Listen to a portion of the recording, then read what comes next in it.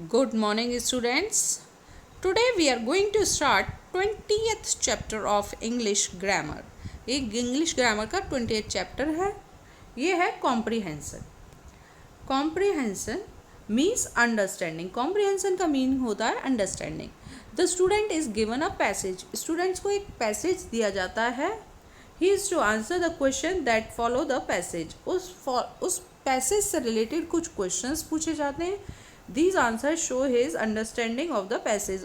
वो जो आंसर है वो बताते हैं कि आपने उस पैसेज को किस तरह से समझा है ना, कि आपने उस पैसेज को समझा है या नहीं समझा है.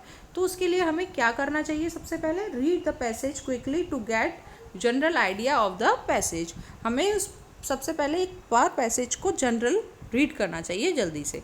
Read the question that follow, और उसके बाद फिर क्वेश्चंस को रीड करना चाहिए. Now read the passage again, और फिर से एक बार पैसेज को पढ़ना चाहिए और read it carefully with the question in mind. अब इस बार जब हम रीड करेंगे उस पैसेज को तो हमारे दिमाग में क्वेश्चन होने चाहिए कि जो हम क्वेश्चन पूछा है उसको ध्यान में रखते हुए हम उसे ध्यान से पढ़ेंगे पैसेज को. Mark the part of the passage in which the answer of a question is. मतलब जो भी क्वेश्चन है उसका आंसर कहाँ पर है उसको हम पैसेज में मार्क करते हैं. Write your answer. उसके बाद आप आंसर्स लिखेंगे. In your answer brief and to the point. आपका जो आंसर है वो शॉर्ट में होना चाहिए, टू द पॉइंट होना चाहिए. Do not add anything of your own. अपने आप से कुछ ऐड नहीं करना है. उसमें जो पैसेज में लिखा हुआ है, पैसेज से रिलेटेड ही क्वेश्चन पूछे जाते हैं तो आप उसी को पढ़ेंगे और उससे रिलेटेड ही क्वेश्चंस के आंसर देंगे.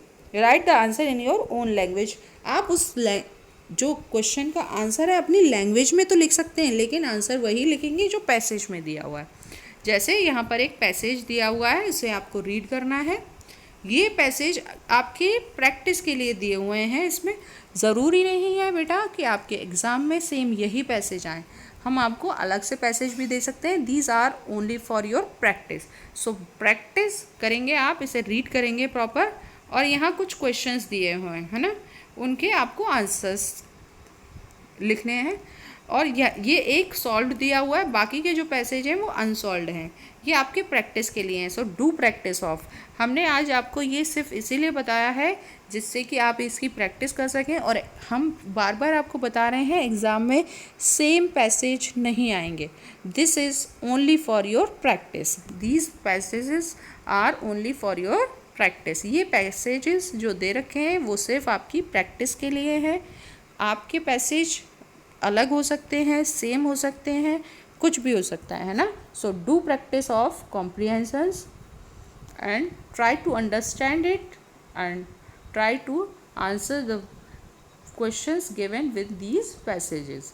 जो पैसेज के साथ क्वेश्चंस दिए हुए हैं उनके आंसर्स आप करने की कोशिश करेंगे उन पैसेज को पढ़ने की. बार बार आप जितनी बार पैसेज को, अगर जितनी बार आपको दिक्कत हो रही है आप फिर से पैसेज को पढ़िए, है ना. आप ये प्रैक्टिस करेंगे आप, और जैसे आप चैप्टर की स्टोरी पढ़ते हैं उससे रिलेटेड क्वेश्चंस के आंसर्स देते हैं, इसी तरह से पैसेज होता है ना. So read the passage and do practice of giving answers according to the passages. Thank you. Today your syllabus is complete.